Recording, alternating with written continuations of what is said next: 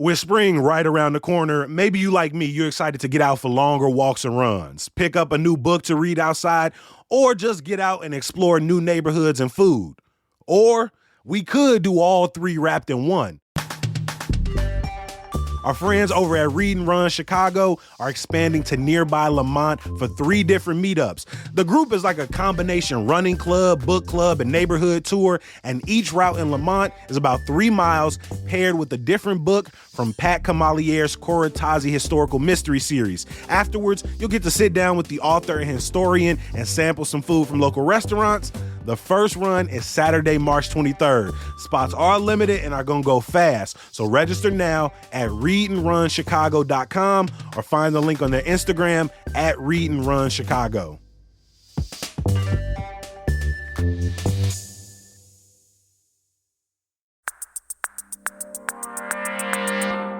Today on CityCast Chicago, Chicago finally has a plan for an elected school board.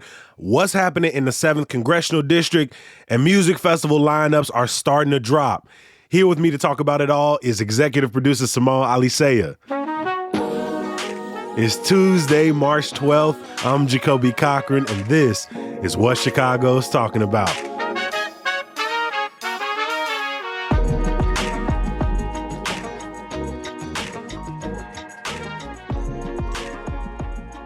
Good morning, Simone. How you feeling? I'm all right, Jacoby. How are you? I'm doing well. One big story we weren't able to get to at the end of last week was this school board map. I feel like for the last few months, you and I have dreaded having this conversation because it's been so minute by minute. We've known that an elected school board is coming, but at what pace, how many people are going to get elected, and finally, we have a little bit of clarity. Illinois lawmakers have approved a plan for Chicago voters to elect 10 members of a 21-person school board in November. This is part of a transition to a fully elected school board. All right, Simone, catch us up. How did we get here? How far back should we go, do you think, Jacoby? I mean, this has been ongoing for at least the proposal. Obviously, the effort to move away from just a completely Chicago mayoral controlled school board has been talked about for some time since years. Daley kind of took over the power in the 90s.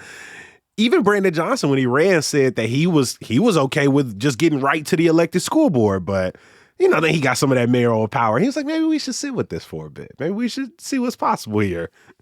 So here's kind of how this has gone down, right? Since the 90s, as you mentioned, it's been up to the mayor of Chicago to appoint school board members, and it puts the school board essentially under mayoral control, right? This, as Richard M. Daley, the second Daley, opened a lot of charter schools, much to a lot of opposition from folks, and then when you had the 50 school closures under Rahm Emanuel and other neighborhood school closures leading up to that, those sorts of moves really prompted advocates to say Chicago should have an elected school board, a school board that's accountable to voters. Because it's clear the mayor has a plan. The school board kind of follows up on that. The two examples you just used in recent memory. But even if you think about Brandon Johnson's term thus far, exactly, I feel like the school board might be one of the places he's got his agenda sort of moved through. The school board just unanimously voted to get rid of their contract with Chicago Police Department. And so a mayoral controlled school board seems like it leads directly to a mayoral agenda being implemented. Exactly. And advocates have basically said, look, the school board should be accountable to voters. Parents have basically said having an elected school board is a more effective way of having our voices heard to actually enact policy at a district-wide level. And so there has been this ongoing push for an elected school board. Now, it was in 2021 that lawmakers in Springfield actually passed the legislation that said, okay, Chicago, you can move to an elected school board.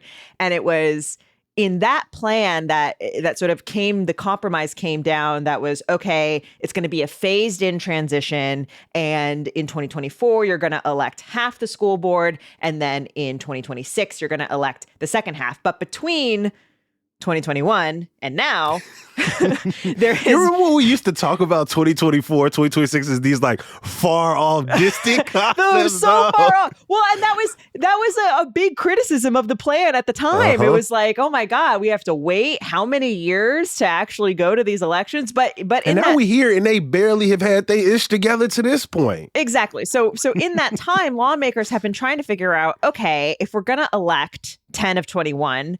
What on earth is that going to look like? What do these districts look like? What does the map look like? How are we going to decide? Like which one are mayoral appointees, which one are not? How does that, what does that look like even just for things you can't legislate for? Like what does that look like for the hierarchy inside of the school board? We were elected, you were appointed, like these kind of questions. And there were also questions of, there were sort of some ethics questions around who could run, right? So that's sort of what has been under debate over the past couple of years. And now, just last week, there has been a plan that has been approved by both chambers of the General Assembly. It's now on J.B. Pritzker's desk, the governor's desk. And this is what we know. In November, this November, Chicagoans will vote on 10 of 21 school board members. The map is going to look like a map that folks might have seen in the fall that was sort of previously agreed upon. And basically what they're going to do is they're going to kind of, that map has all 21 districts, right? And what they're going to do is they're going to kind of combine those districts, pair them up for this upcoming election. So there's only going to be 10 districts in when we vote in November, and then they're going to split apart again come 2026. A big debate about that map was, it's sort of a tough proposition because the voting population of Chicago, the population of Chicago at large, doesn't actually look like CPS's population. Yep. The kids who are actually enrolled in CPS schools.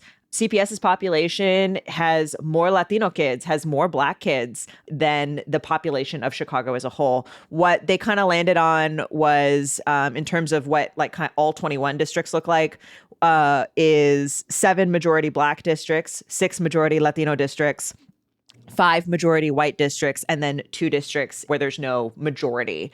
So this is sort of what voters will be looking at come November when it's time to create this partially elected school board. Yeah. Woo. You did a great job there, Simone. That was a lot of moving parts. We got through it. I think some of the questions I have remaining can't really even be answered in this plan. For example, if you are somebody who is interested in the school board, do you simply put your name in the hat? Do you wait until the end and then go through whatever process it is to get on the mayor's short list to be recommended? Or do you just, just sort of put your eggs in the running basket and try to get on via the people?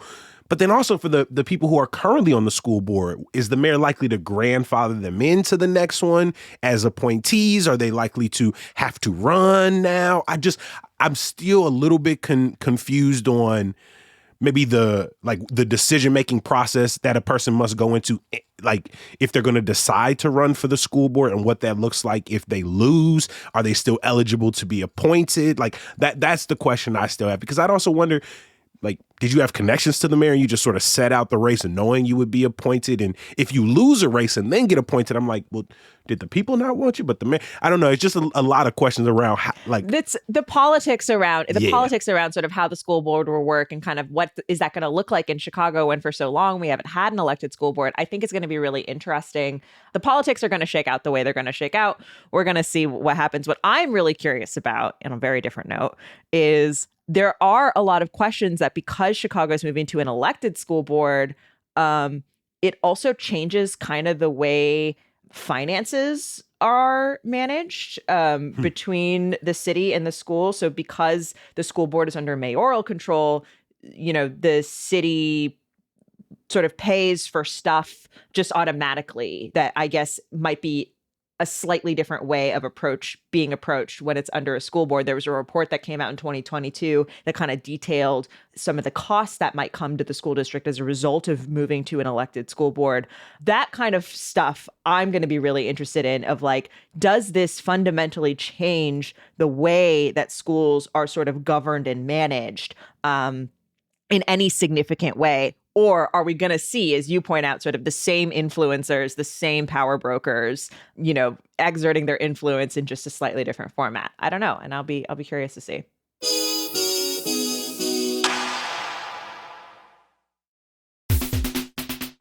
The City of Chicago Department of Business Affairs and Consumer Protection offers a free entrepreneur certificate program for future and current business owners in Chicago.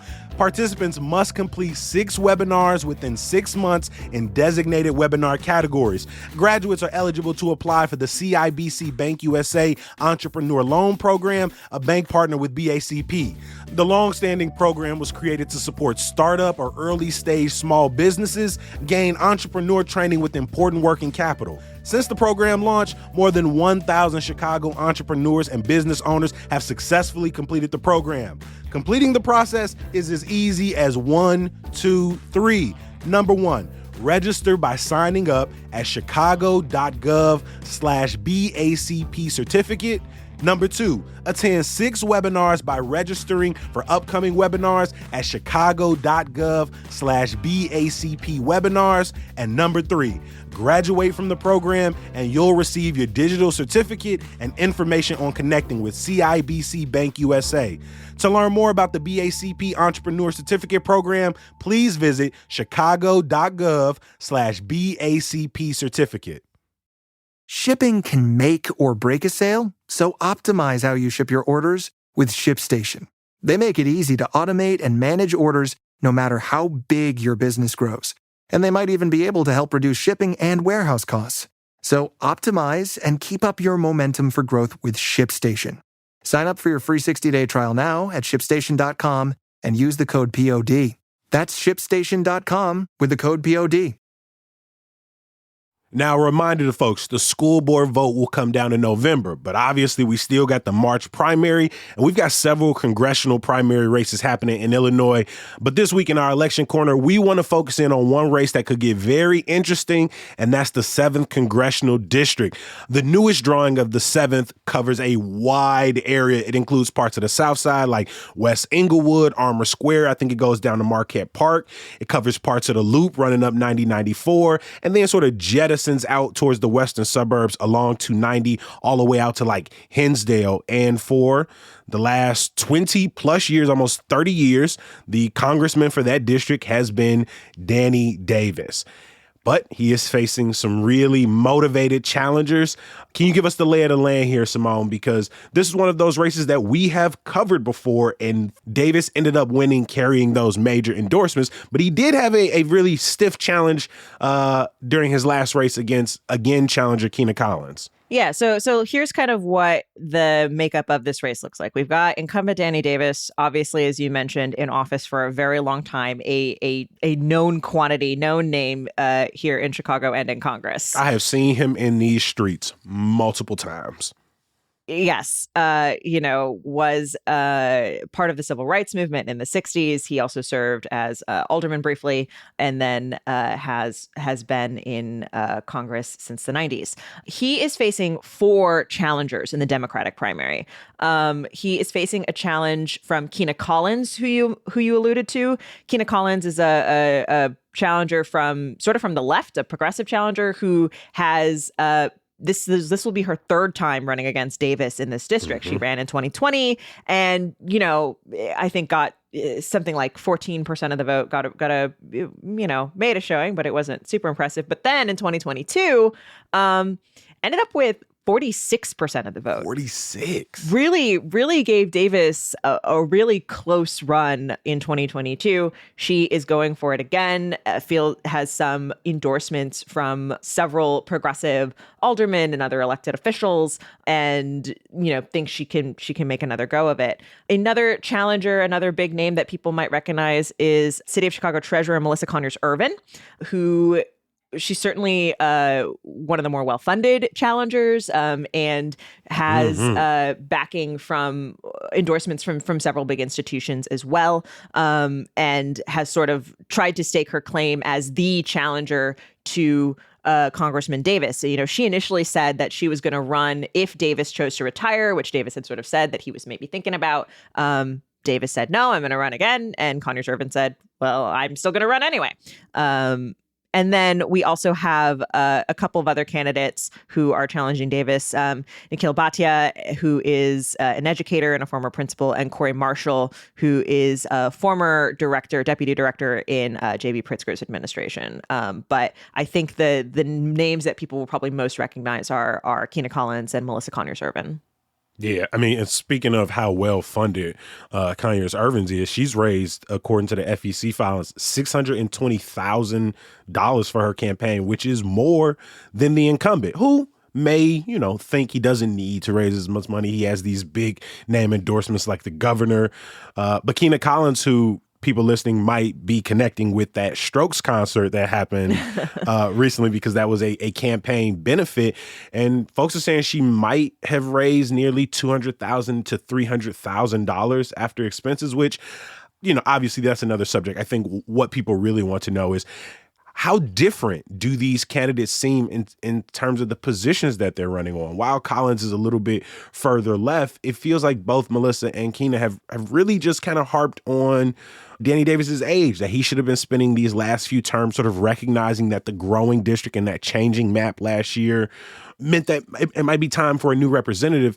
And Davis, on the other hand, has really pushed back against that, has really said that, he never gave Conyers-Irvin the go to sort of run, that he was stepping down, that he came out and said he doesn't see Collins in these streets when there's not an election going on, and that he is still very sharp mentally and physically and ready to continue to serve the expanding district. But their politics between the three of them, they're not radically different. Not so much, no. And I think you're right. I think a lot of this kind of comes down to, what is the vision for this district, and kind of how are voters going to kind of enact that vision? There's a vast wealth and racial gap across this district. Some of the richest. That's the other thing. The district is so diverse. Some of the most wealthy and some of the poorest and most under-resourced communities across the Chicagoland area are inside of the 7th. That's a wide variety of people to serve. Absolutely. And the question is, often when you have a crowded primary like this with a candidate who's been in office forever, it tends to favor the incumbent because you have these other folks who are splitting the vote. Challengers squabble it out. You know what I mean? Davis has said, with regards to his age, Davis has said that seniority in Congress is a plus, that you need it in order to get stuff done. But I think there is this question that is happening across the country right now, across positions, about just how true that really is. And is there really a desire for new blood to kind of come in? Another thing that's worth talking about is Melissa Conyers-Irvin as the city treasurer has also been dogged by some ethics issues. The inspector general found that she violated the city's ethics ordinance after she fired 2 city employees because they had complained that she was using city resources for a prayer service, basically that she had sort of directed them to do stuff that she shouldn't have been directing them to do. Conyers-Irvin has sort of repeatedly said that the inspector general's allegations, that report has misrepresented what was going on, that it wasn't happening there. But I do think those are some headlines that have certainly dogged her campaign, and something that, challengers like Collins are certainly gonna point to.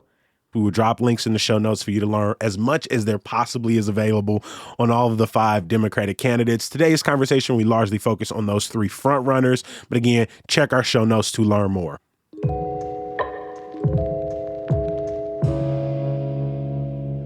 Before we get up out of here, that summer festival season is starting to peek its head around the corner just a little bit. Pitchfork announces their lineup tomorrow. The Ravinia Festival announces Thursday, and Lollapalooza, Chicago's largest music festival of the summer, announces next Tuesday. Now, we try to save this spot of them Tuesday chats maybe to create some tension between the two people here, right? What's something we disagree on?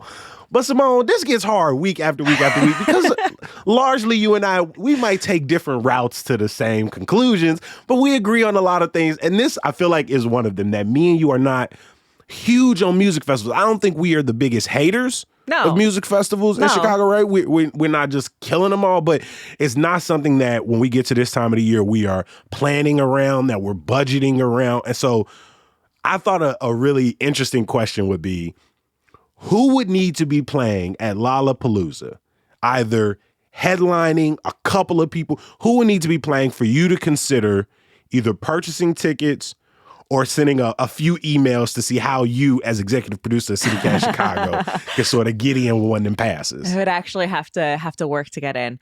So this is such a hard question for me because I listen to so much like sad indie music that I really do. That doesn't play well at a massive festival in Grant Park. You know what I'm saying? Like when it's like 90 degrees and 80% humidity and like being in the throng of 400,000 people. But I think for me, if we're talking about artists, if somebody like, say, Beyonce wanted to recreate that Coachella moment here, I'd consider it. I'd be there. I'd consider it. Yeah. You'd be there. Yeah. Like that was so iconic. And I missed her when she was at Soldier Field. So like, you know, if she wanted to come back and do an outdoor festival, Grant Park, yeah. Do I think that's likely? No. I'm pretty sure that's entirely impossible. But like, that's kind of what would have to happen, I think. That's the level we're talking about here, I think. No, when you said Beyonce earlier, I immediately was like, if Beyonce, Jay-Z, and Solange pulled up and did sort of a theatrical reenactment of the Elevator saga, cut to completely new and original music, I'd be in there. But if I thought through a few actual ideas of things that I would like to see live and probably wouldn't happen outside of maybe like one of these special events, I always wanted to see the Jay-Z Linkin Park Collision Course live. Ooh, okay. That could be a great little like revival thing to get people to a festival, to get us slightly older folks. Right? To the that festival. was one I do. One that I was like a Kendrick, Drake, J. Cole sort of three-way battle, all three of them. And they could have either put the differences behind them and be doing something collaborative, or it could be inherently competitive. I probably would. I'd pay to see that live.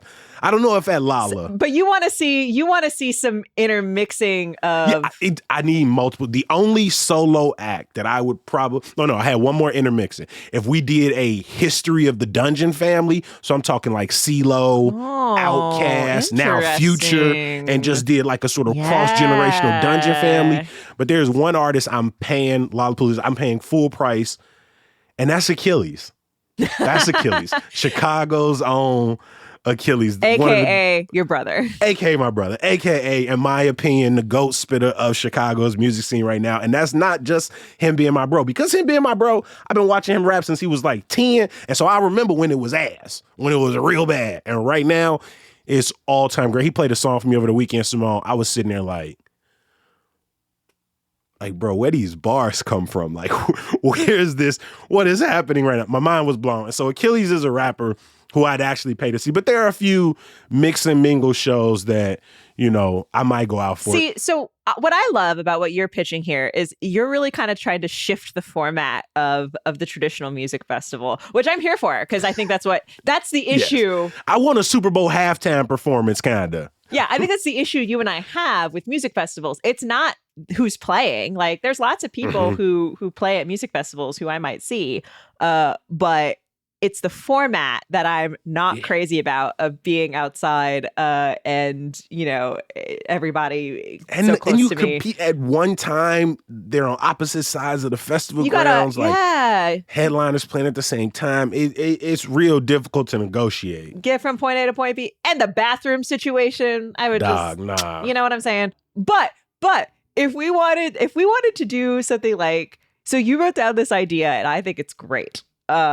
Is to turn the entire experience, the 4-day festival, into a musical If it were like a participatory, like musical experience. That was one idea that you kind of blew up and expanded to everything. I'm into it. I'm super into it. I think we should change the whole format of the concept. Lollapalooza is just a citywide participatory musical where artists are playing secret shows at different parts and you go and see, and it's just like a big, interactive theater experience. That's what I want. That to me. Also, I feel like that's very Chicago. I don't know. Maybe not. Nah, I like that. I like one group that I hope actually is on the lineup because I never get to see them because they largely play overseas is Salt, which is like a collective of like Cleo Soul and Lil Sims and a couple of other musicians. They typically play like secret shows in like London and Paris and are almost always never touring in the Americas. So if I looked at one of these lineups next week and saw Salt on there. Okay, here's a question for you, Jacoby. If let's say the lineup comes out next week, a week from today, comes out, and like there are a couple blocks where it's like secret show. It's not TBD. They've got it booked, but it says something like secret. I don't like secrets. I don't like surprises. You don't like it. So that would make you less likely. Less likely. Because if I show up somewhere and the performance is ass, I'm terribly mad at myself. Because I'm like, why did you believe in that? Why did you put hope in that? But what if it ends up being one of these the collabs that would you feel FOMO? Because where's a secret show happening where Linkin Park and Jay-Z gonna show up? Because they is not coming to Sub T. No. They not gonna be at Schuber's. No, and so no. a secret show at Soldier Field is hardly a secret. at Grant Park. I'm just sort of I'm positing theoreticals here. Nah. If I found out, I'd be one of those people trying to get in. Yeah. Trying to get in on the ground. I'd be trying. You'd be in there. Okay. Good to know. Yeah, this was a hard one to answer, but if you all have your perfect summer festival lineups, Summertime Shot would not be complete without you seeing these musical acts. Let us know. 773-780-0246. Leave your name, your neighborhood, and your perfect summer music festival lineup. As always, I appreciate our executive producer, Simone Alisea, for making time. Hey, thanks, Jacoby.